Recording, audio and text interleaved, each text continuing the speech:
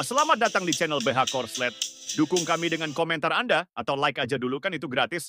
Thank you ya. Hehehe.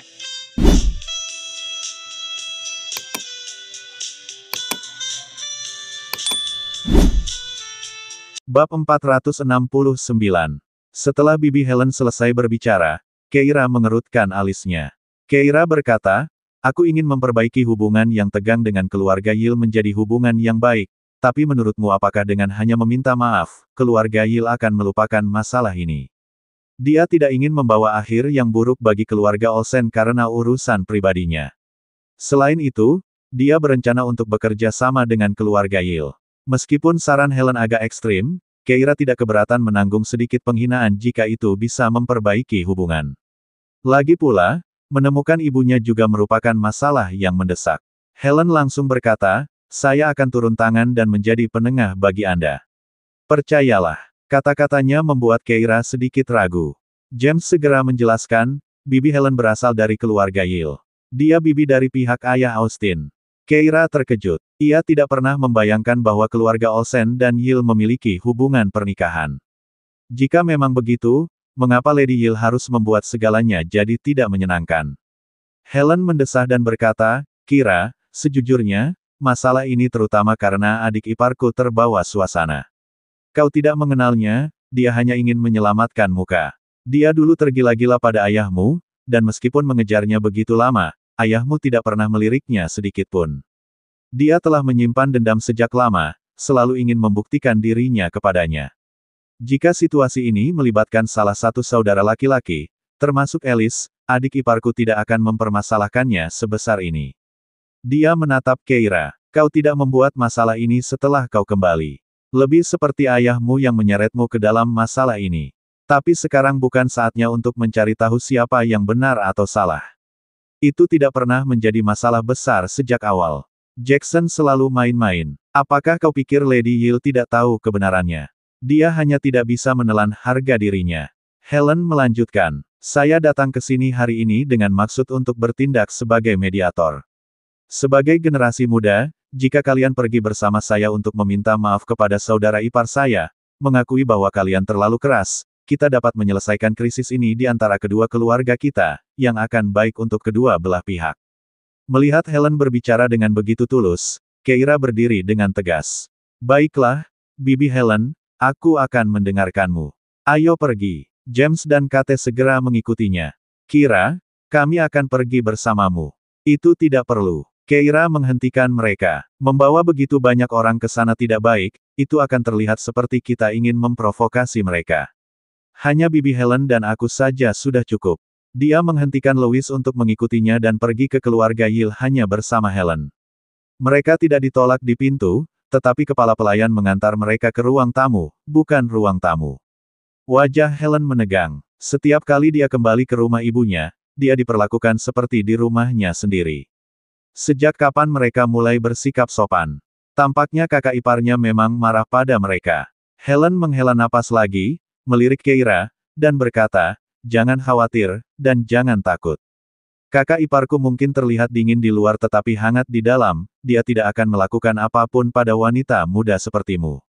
Keira mengangkat sebelah alisnya, hendak mengatakan bahwa dia tidak takut ketika Bibi Helen berkata, "Lagi pula, aku di sini hari ini. Jika keluarga Yil berani menyentuhmu, aku akan menghentikan mereka."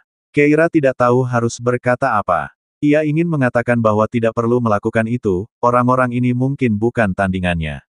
Namun, melihat sikap Helen yang tegas, ia tetap diam. Helen telah pergi menemuinya dan memintanya untuk datang dan meminta maaf. Meskipun Keira merasa agak tidak senang, sikap Helen yang protektif, Helen pasti tulus tentang kesejahteraan kedua keluarga. Tepat saat itu, langkah kaki mendekat dari luar, diikuti oleh kedatangan Lady Yil yang dingin. Saat melihat Keira, dia mendengus menghina dan duduk di sofa sebelum menoleh ke Helen. "Helen, apa yang membuatmu kembali hari ini?" Helen tidak dapat menahan diri untuk tidak membalas. "Ini rumahku. Tidak bisakah aku kembali ke rumahku sendiri sekarang?" Nada suaranya mengandung sedikit rasa sayang. Lady Yil mencibir. "Rumahmu. Bukankah rumahmu adalah kediaman Olsen? Aku hampir mengira kau lupa nama belakangmu." Helen mendesah dan langsung menghampiri Lady Yil. Saya membawa Keira ke sini hari ini untuk meminta maaf padamu. Keluarga kami dan keluarga Olsen sudah berhubungan baik selama bertahun-tahun. Kali ini, si bocah nakal Jackson sudah keterlaluan. Keira melihatnya menindas teman baiknya dan tidak bisa menahan diri. Dia memukulnya terlalu keras, tolong jangan marah. Lady Hill memarahi. Terlalu keras. Dan apa yang kau sebut pemukulan sungguhan? Helen cemberut. Jangan salah paham. Jackson kan dari cabang kedua, dan kau tahu seperti apa kakakku. Dia tidak bisa diandalkan, dan kakak iparku memanjakan anak itu. Akibatnya, Jackson telah menyebabkan masalah yang tidak ada habisnya selama bertahun-tahun. Bagaimana kau bisa menyalahkan Keira karena bersikap keras padanya jika dia tidak diberi hukuman? Lagi pula, kudengar ketika Keira masih di Sekte Freeman, Jackson menindasnya selama bertahun-tahun. Mengenai pertanggungjawaban, keluarga Olsen bahkan belum menuntutnya, yang merupakan keberuntungan bagimu. Jadi mengapa kau membalikkan keadaan pada kami? Lady Hill mencibir. Kau terus saja membicarakan keluarga Olsen, kalau kau salah satu dari mereka, kenapa kau ada di tempat kami? Helen menjadi marah. Nama belakangku Hill, dan aku bisa datang kapan saja aku mau. Apakah kau mendukung dan melindungi Jackson dan tidak mengizinkanku berbicara? Itu salahnya, bukankah kita, keluarga Hill, juga menjunjung tinggi akal sehat? Helen kemudian menoleh ke Keira. Lagi pula, aku sudah membawa Keira ke sini, dan itu seharusnya sudah cukup. Jangan sia-siakan kesempatan yang kuberikan padamu untuk memperbaiki keadaan. Apa kau ingin membuat Giles dan Olsens menderita hanya karena satu Jackson? Apa kau tahu apa yang dikatakan orang-orang di luar sana tentang kita sekarang? Dia menatap Lady Hill. Ayah Keira dikelilingi oleh para pemegang saham di perusahaan, menuntut penjelasan. Kurasa keluarga Hill tidak memberikan tekanan yang sama padamu. Apakah kedua keluarga besar itu akan menjadi musuh bebuyutan? Apakah kau sudah memutuskan untuk membuatku memilih antara keluarga kandungku dan keluarga suamiku daripada keponakan yang tidak berguna itu? Bukankah kau pernah meremehkannya sebelumnya? Bagaimana kau bisa sebodoh itu kali ini? Lady Hill mendesah pelan. Tahukah kau apa yang dilakukan Jackson? Helen menggelengkan kepalanya. Tidak, Lady Hill berkata, dia membantu kami menemukan liontin giok Barbara. Helen langsung tercengang. Apa, Barbara? Kamu punya kabar tentang Barbara? Barbara adalah putri Lady Hill yang hilang. Lady Hill langsung mengangguk. Dengan Jackson yang telah memberikan jasa sebesar itu untuk kita, bagaimana mungkin aku tidak melindunginya? Jika kita dapat menemukan Barbara, bahkan jika itu mengorbankan seluruh kekayaan keluarga kita, aku akan dengan senang hati membayarnya. Helen terdiam. Semua orang di keluarga Hill mencari Barbara, terutama mereka yang berasal dari cabang pertama. Jika Jackson telah membantu mereka menemukan bukti penting seperti itu, maka tidak heran Lady Hill dengan tegas mendukungnya. Jackson memang telah mendapatkan jasa besar untuk cabang pertama. Saat dia berusaha keras mencari kata-kata, Keira tampaknya menyadari sesuatu dan bertanya, Lady Hill, bukankah hari ketika Jackson membantu Anda menemukan liontin giok itu adalah hari yang sama ketika insiden itu terjadi? Lady Hill bertanya secara refleks, bagaimana kau tahu? Bagaimana dia tahu? Tentu saja, karena pada hari itu Jackson merampas liontin giok Nara. Setelah itu, dia bahkan sengaja pergi ke rumah sakit, meminta Jackson untuk mengembalikannya ke Nara. Saat itu, dia hanya melihatnya sekilas dan tidak melihatnya. Tapi sekarang, dalam sekejap, Keira mengerti sesuatu. Bab 470. Keira mengerutkan kening, matanya berbinar. Kalau dia tidak salah. Tiba-tiba, dia menoleh ke Helen dan berkata, Bibi, aku baru saja teringat sesuatu yang mendesak. Aku harus pergi. Helen terkejut, Kira, kamu. Sebelum dia bisa menyelesaikannya, Keira sudah pergi. Lady Hill memperhatikan kepergian Keira dan tidak bisa menahan diri untuk tidak mengejek Helen. Kau lihat, generasi muda zaman sekarang memang hebat, bukan? Kau bilang dia datang ke sini untuk meminta maaf, tapi dia jelas tidak menganggapku serius. Helen langsung berkata, Keira bukan orang seperti itu. Sam selalu baik hati, dan putrinya pun tidak akan berbeda. Kakak ipar, apakah kamu ingin berselisih dengan keluarga Olsen gara-gara Jackson? Konflik keluarga Hill dengan keluarga Olsen akan memengaruhi kedua belah pihak.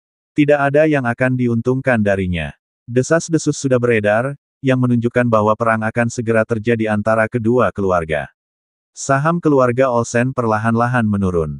Namun, bukankah saham keluarga Yil juga mengalami penurunan? Helen menegangkan rahangnya. Sudah sampai pada titik ini.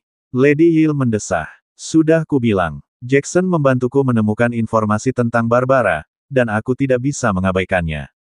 Tidak peduli seberapa jahatnya dia, keluarga inti harus membalas kebaikannya. Helen kemudian mendesah. Kakak ipar, ada sesuatu yang mungkin tidak ingin kau dengar. Selama ini, semuanya adalah kesalahan Austin dan Jackson. Aku tidak akan mengomentari Jackson, tetapi kau harus mendisiplinkan Austin dengan benar. Kalau tidak, aku tidak tahu apa lagi yang mungkin terjadi. Hari ini, aku berhasil membawa Keira ke sini untuk meminta maaf karena dia menghormatiku. Tetapi jika kau tidak mulai mendisiplinkan anak-anakmu, lain kali mereka bertengkar dengan Keira, keluarga Olsen mungkin tidak akan bersikap sopan. Setelah mengucapkan kata-kata itu, Helen berbalik dan berjalan menuju pintu keluar. Tiba-tiba dia berhenti saat mencapai pintu, berbalik untuk melihat Lady Yil. Kakak ipar, ada satu hal lagi.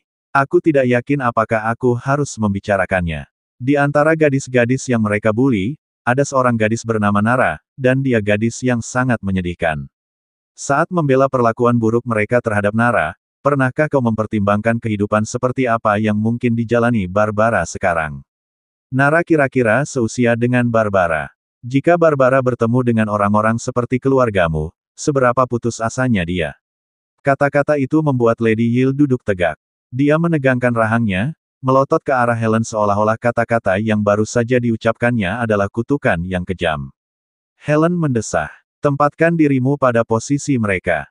Kau harus berusaha keras untuk mendapatkan karma baik, bahkan hanya demi Barbara. Lady Yil mengepalkan tangannya erat-erat, sambil mencibir. Bagaimana orang rendahan itu bisa dibandingkan dengan Barbaraku? Jangan konyol. Helen menggelengkan kepalanya sedikit. Aku tahu, saat itu, seorang pengemis menculik Barbara, dan itulah mengapa kau memandang rendah orang-orang itu selama bertahun-tahun. Kau pikir mereka memiliki sifat buruk. Itulah mengapa kau tidak menghiraukan Austin dan Jackson yang menindas orang-orang yang mengalami kemiskinan, tetapi itu bukan kesalahan orang-orang itu secara keseluruhan, itu adalah para pedagang manusia. Kakak ipar, kau tidak perlu bicara lagi, Lady Yil mencibir. Orang-orang itu tidak punya dasar dalam hal uang. Kenapa kau berbicara atas nama mereka? Kalau mereka punya dasar, bagaimana mungkin mereka menculik anak orang lain? Pernyataan Lady Yil terdengar lantang dan keras, teriakannya mengandung nada yang dingin. Selama bertahun-tahun, dia tidak pernah melupakan penderitaan ini, penculikan Barbara adalah luka terbesar di hatinya. Melihat reaksinya, Helen tahu tidak ada gunanya mengatakan apa-apa lagi dan pergi dengan diam sambil mendesah. Dia telah melihat sikap keras kepala saudara iparnya berkali-kali selama bertahun-tahun. Keluarga Yil dulunya berpartisipasi dalam kegiatan amal, tetapi selama bertahun-tahun, Lady Yil menolak untuk berpura-pura peduli. Ia berkata, mengapa saya harus mendukung orang miskin? Bukankah kemiskinan mereka disebabkan oleh kemalasan mereka? Di matanya, mereka busuk sampai ke akar-akarnya dan tidak punya kebaikan. Mereka pantas hidup seperti binatang. Memikirkan hal ini, Helen langsung menuju tempat parkir. Keira meninggalkan kediaman Yil dan segera memanggil taksi, langsung menuju rumah Nara. Sayangnya, Nara dan Matias tidak ada di rumah, jadi dia menelepon Matias. Kalian di mana? Matias menjawab, saya akan segera pulang. Baiklah, aku akan menunggumu, jawab Keira dengan tenang. Dalam waktu kurang dari 10 menit, Matias tiba, terlatih-tatih kembali ke rumah. Keira langsung melirik ke belakangnya dan bertanya, di mana Nara? Matias berkata, dia pergi ke pasar. Kami mendapat kabar baik hari ini. Lembaga penelitian Nora mempekerjakannya, dan kami memutuskan untuk membuat sesuatu yang lezat malam ini untuk merayakannya. Ketika dia mendengar Anda ada di sini, dia pergi keluar untuk membeli sayap ayam. Sayap ayam Nara sangat istimewa. Dia bersikeras agar Anda mencobanya. Keira senang mendengar betapa santainya Matias dan ikut senang untuk mereka, tetapi dia tidak lupa mengapa dia datang ke sini. Dia mengeluarkan ponselnya dan menunjukkan kepada Matias iklan liontin giok yang dipasang keluarga Yil. Apakah kamu mengenali liontin giok ini? Melihat itu, Matias tampak terkejut. Bukankah itu milik Nara? Bab 471. Mendengar ini, Keira langsung menghela napas lega. Dia telah memikirkan kemungkinan ini di kediaman Yil tetapi tidak yakin karena dia belum melihat liontin giok milik Nara. Karena itu dia bergegas ke sini. Dia tidak menyangka kalau itu memang milik Nara. Jadi, Nara adalah putri yang dicari Lady Yale. Keira tiba-tiba merasa itu menggelikan. Lady Yale menyayangi Jackson karena putrinya yang hilang dan bahkan berselisih dengan keluarga Olsen demi dia, tetapi mungkin dia tidak tahu apa yang telah dilakukan Jackson kepada Nara. Sungguh ironis. Sungguh menggelikan. Keira menarik napas dalam-dalam. Matthias kemudian bertanya, ada apa? Apa kau tahu di mana keluarga Nara? Nara mengambil liontin giok terakhir kali untuk mencari mereka, tetapi tampaknya tidak berjalan lancar, dia bahkan tidak ingin menyebutkannya sekarang. Keira mendesah mendengar ini. Dia berkata, orang-orang yang memasang iklan ini adalah keluarga Yale. Matthias tercengang. Apa? Keluarga Yale yang mana? Dia tidak berani berasumsi bahwa itu adalah keluarga Austin. Keira tidak mengatakan sepatah kata pun. Matthias perlahan menyadari sesuatu. Maksudmu, keluarga Yale itu? Keira mengangguk. Matthias tercengang. Dia menatap Keira dengan tatapan kosong. Kira, jangan bercanda denganku soal ini. Bagaimana mungkin Nara, bagaimana mungkin dia adalah putri keluarga Yale yang hilang? Sebagai anggota jauh keluarga Yale, Matthias juga mendengar bahwa putri muda yang disayangi dari cabang pertama telah diculik. Dan kehidupan mereka terpengaruh karena ini. Mereka adalah cabang kolateral dari keluarga Yale, yang awalnya hidup dari cabang utama.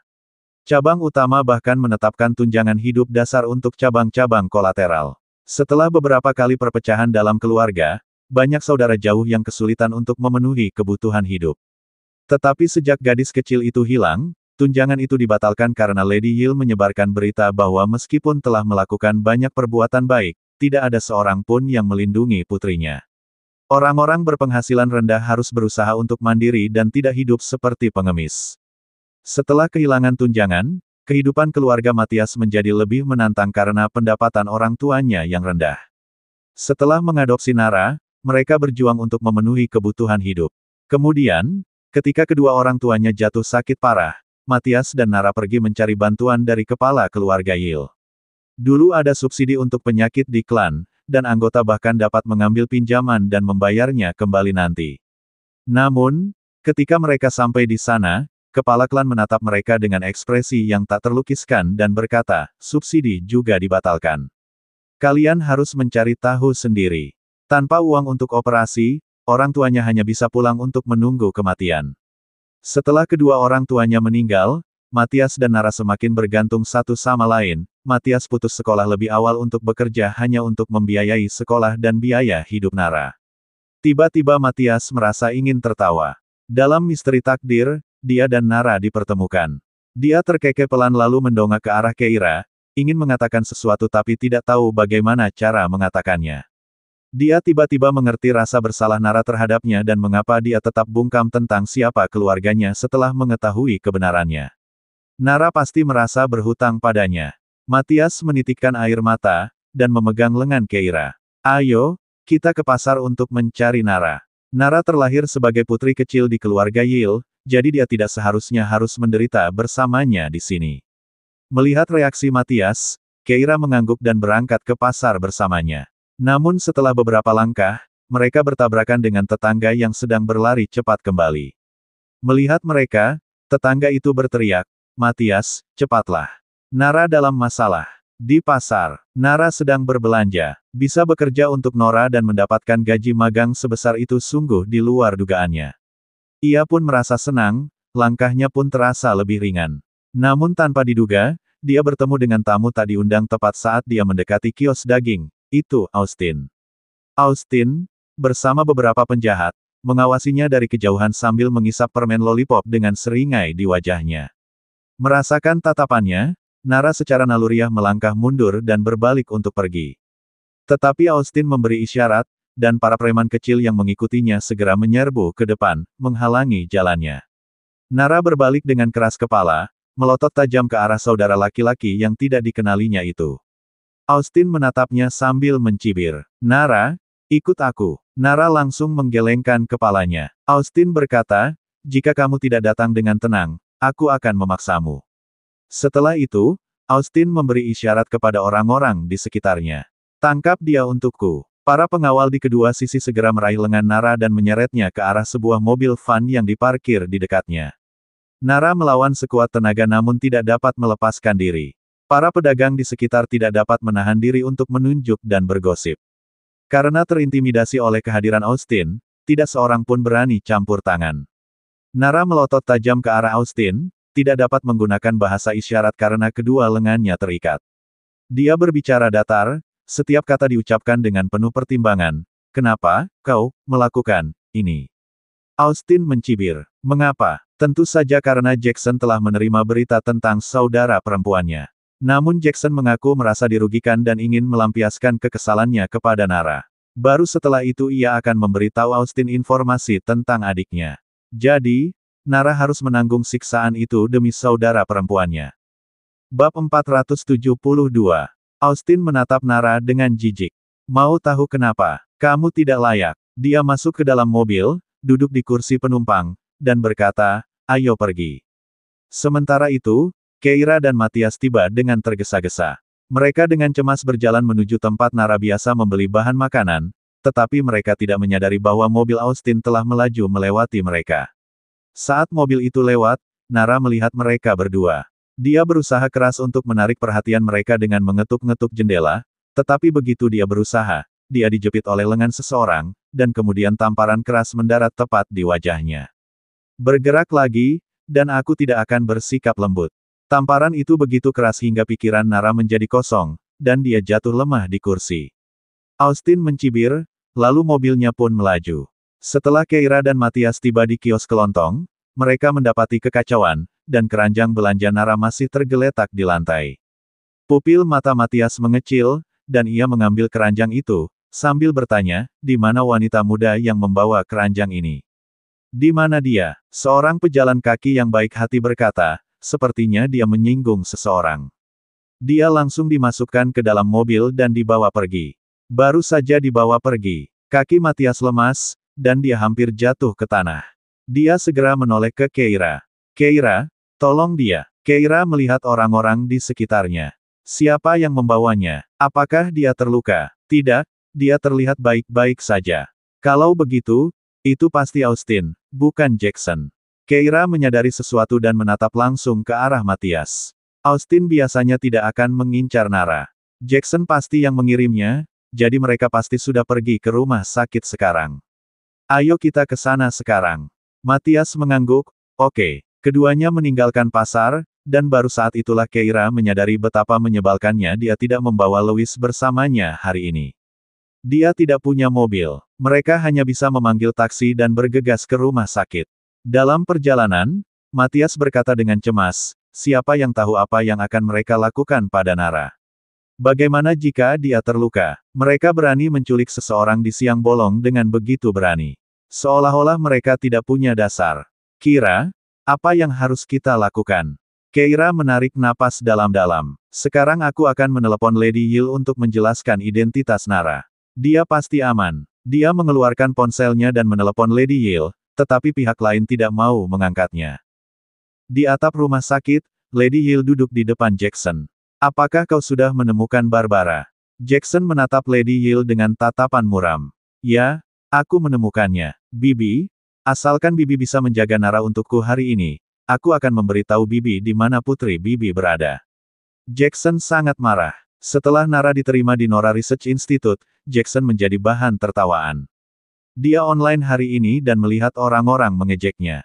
Lagi pula, dia berasal dari cabang kedua keluarga. Jika itu adalah larangan dari cabang pertama, bahkan Institut Penelitian Nora mungkin harus memberikan penghormatan itu kepada keluarga Yale. Baru beberapa hari yang lalu, dia membanggakan diri karena berhasil membuat Nara mustahil untuk berkarya di bidang medis, dan sekarang dia malah ditampar. Raja sombong. Dia menindas Nara di rumah sakit. Sekarang lihat, orang yang benar-benar mampu tidak takut pada kekuatan jahat seperti itu. Setiap komentar menusuk mata Jackson, membuatnya hampir gila. Mengapa? Mengapa Nara berhasil masuk ke Nora Research Institute? Hari ini, ia ingin menunjukkan kepada orang-orang ini apa yang akan terjadi jika mereka menyinggungnya. Mata Jackson tampak panik saat dia melihat ke arah pintu masuk. Austin sudah pergi menjemput Nara, sebentar lagi, dia akan membawa Nara kembali, dan kemudian, dia akan menyiksanya. Lagi pula, dia sudah menemukan penipu untuk menggantikan putri Lady Yale. Saat dia selesai dengan Nara, Lady Hill harus membereskan kekacauan itu untuknya. Saat ia sedang berpikir, telepon Lady Hill mulai berdering. Itu adalah panggilan dari Keira. Lady Hill melihat teleponnya dan teringat bagaimana Keira meninggalkan rumahnya tanpa sepatah kata pun hari itu. Ia tidak bisa menahan diri untuk tidak mencibir dan kemudian menutup telepon dengan kasar. Apapun yang ingin dikatakan Keira, ia tidak mau mendengarkan lagi. Tepat saat itu, terdengar suara gaduh di pintu masuk atap, semua orang menoleh dan melihat Austin melangkah masuk. Di belakangnya, Nara diseret masuk oleh dua pengawal, yang kemudian melemparkannya dengan kejam di hadapan Jackson. Nara menatap mereka dengan ketakutan. Wajahnya masih menunjukkan bekas tamparan. Setelah dibanting, dia merangkak berdiri, mencoba berlari kembali ke arah datangnya. Sayangnya, pintu masuk diblokir oleh para pengawal. Austin tersenyum. Mau pergi? Iya, Nara segera mengangguk. Austin kemudian berkata, pintu masuknya diblokir oleh pengawal, jadi kau tidak bisa keluar dari sana. Kami bukan orang yang tidak berperasaan. Kami akan memberimu jalan keluar lain. Mau tahu di mana itu? Nara terkejut namun mengangguk. Saat berikutnya, Austin menunjuk ke atap. Kamu bisa melompat dari atap. Tidak ada yang akan menghentikanmu. Bab 473. Kedua mata Nara mengecil mendengar kata-kata itu. Dia menatap Austin dengan tidak percaya sebelum tatapannya jatuh pada Lady Hill. Dia berlutut di hadapan wanita itu, menangis dan menggelengkan kepalanya memohon. Nara tidak bodoh. Pada saat hidup dan mati ini, dia tidak mau terus bertarung dengan mereka, jadi dia mengulurkan tangannya, memberi isyarat, aku putrimu. Aku putrimu. Sayangnya, Lady Hill tidak bisa mengerti bahasa isyarat. Dia menunduk menatap Nara, memperhatikannya dengan panik menunjuk ke arah mereka berdua secara bergantian, tidak tahu apa yang sedang coba dikatakannya. Entah mengapa, kalimat yang diucapkan Helen tadi terlintas di benak Lady Hill, pernahkah kau berpikir tentang kemungkinan Barbara bernasib sama dengan orang seperti Nara? Lady Hill agak ragu dalam menghadapi gadis seusia putrinya. Dia mengatupkan rahangnya dan menoleh ke Jackson, apa sebenarnya yang ingin kamu lakukan padanya? Jackson mulai berbicara sambil merengek. Bibi, apa yang bisa kulakukan? Aku baru saja memanggilnya untuk meminta maaf dengan benar kepadaku dan melampiaskan kemarahan yang terpendam ini. Itu saja. Dia menatap Nara, tiba-tiba tertawa. Bibi, aku membantumu menemukan Barbaramu. Tentunya, permintaan ini tidak terlalu berlebihan, bukan? Jackson menemukan Barbara. Nara tiba-tiba menyadari sesuatu dan menatap Jackson. Dia tahu segalanya. Sejak dia mencuri liontin gioknya, dia sudah tahu segalanya. Dan ketika dia mengucapkan kata-kata itu, dia menatap langsung ke arahnya, yang berarti dia tahu apa yang sedang terjadi. Dia melakukannya dengan sengaja. Nara gemetar karena marah dan memberi isyarat, aku Barbara. Akulah orangnya. Sayangnya, Lady Hill dan Austin tidak dapat memahaminya sama sekali. Lady Hill hendak mengatakan sesuatu, tetapi Austin melangkah maju, menendang punggung Nara, membuatnya terjatuh. Tangannya tidak bisa lagi memberi isyarat apapun. Austin berkata, Bu, kita akan segera tahu keberadaan adikku. Jangan bersikap lunak sekarang. Mendengar hal ini, Lady Hill menarik kembali pandangannya dan berkata dengan tegas, jangan khawatir. Aku tidak akan melakukannya. Nara jatuh putus asa. Dia membuka mulutnya, ingin mengatakan sesuatu, tetapi tidak dapat berbicara. Dia hanya berusaha sekuat tenaga, menunjuk dirinya sendiri, mencoba memberitahu mereka bahwa dia adalah Barbara. Jackson sudah lama tahu apa yang ingin dikatakan Nara dan bahkan tampaknya mengerti bahasa isyaratnya. Ia melengkungkan bibirnya membentuk senyum dan berkata, Nara, ada yang ingin kau katakan. Apa itu? Nara melotot padanya. Austin yang tidak sabar, berbicara lagi. Jackson, lanjutkan saja apa yang ingin kau lakukan padanya. Setelah itu, ceritakan pada kami tentang kabar Barbara. Ketika Nara mendengar ini, dia menatap Austin dengan kaget, matanya dipenuhi ketakutan dan putus asa. Melihat ekspresinya, Austin menatapnya. Apakah kau ingin menyuruh kami melepaskanmu? Lupakan saja, itu tidak mungkin. Dia berjongkok dan menjambak rambut Nara. Lebih baik kau menjadi gadis baik dan patuh pada Jackson. Buat dia bahagia. Dengan begitu, dia akan memberitahu kita kabar tentang adikku. Dan kau bisa pergi, kalau tidak, jangan salahkan aku karena bergabung dengannya untuk melawanmu. Setelah mengatakan itu, dia melepaskan kepala Nara, membiarkannya jatuh ke tanah. Dahi Nara membentur lantai semen, meninggalkan memar baru. Tertegun, dia menatap Austin, lalu menoleh ke Lady Yale. Lady Yale berkata dengan dingin, "Nona muda, sebaiknya kau lakukan apa yang diperintahkan. Buat Jackson bahagia, selesaikan semua cobaan ini, dan bantu kami menemukan putri kami." Austin mengangguk. Tepat sekali, bagi wanita rendahan sepertimu, memiliki hubungan dengan saudara perempuanku adalah keberuntunganmu. Cepatlah, Jackson, apa yang ingin kau lakukan? Jackson tertawa, apa yang ingin kulakukan? Aku telah hancur karena dia, jadi hari ini, aku akan menghancurkannya juga. Setelah menyelesaikan pernyataannya, dia menunjuk Nara dan menuntut, aku ingin dia telanjang dan berdiri di sini. Biarkan aku melihatnya dengan jelas. Mendengar kata-kata itu, pupil mata Nara mengecil. Lady Hill sedikit mengernyit, hendak mengatakan sesuatu, tetapi Austin memegang bahunya. Bu, aku tahu ibu tidak tahan, jangan lihat saja. Lady Hill menatap Nara. Dia memang seumuran dengan putrinya, dan jika bukan karena putrinya, dia tidak akan pernah memperlakukan gadis lain seperti ini. Tapi memikirkan Barbara, dia tiba-tiba berbalik dan memerintahkan dengan dingin, cepat. Jaga dia tetap hidup. Ya, mendengar itu, Jackson tersenyum. Dia memerintahkan pengawalnya, apa yang kalian lakukan? Lakukan, telanjangi dia, robek semua pakaiannya. Dengan perintah itu, beberapa pengawal segera bergerak maju.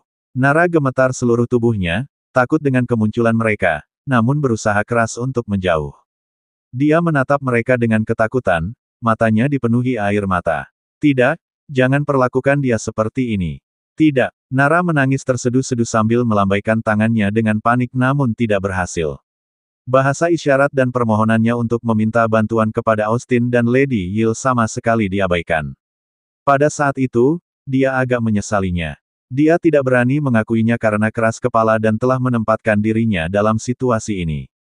Saat dia mundur, dia menabrak dinding di belakangnya. Para pengawal mendekat dengan senyum penuh, masing-masing menyentuh dagu mereka sambil menatapnya. Nara meringkuk ketakutan, berusaha mendorong orang-orang itu, tetapi sia-sia. Seseorang mencengkeram lengannya dan menariknya dengan kuat sementara tangan lainnya mulai menyentuhnya. Nara berjuang keras, tapi dia tidak sebanding dengan kekuatan mereka. Dia menangis putus asa, mulutnya terbuka dan tertutup, merasakan sesuatu seperti rasa karat di tenggorokannya. Jangan, ibu, kakak, jangan. Saat kata-kata itu terlintas di kepala Nara, dia mendengar suara, krek, saat lengan bajunya robek. Dia akhirnya berteriak, Bu, aku Barbara. Bersambung ke bab selanjutnya.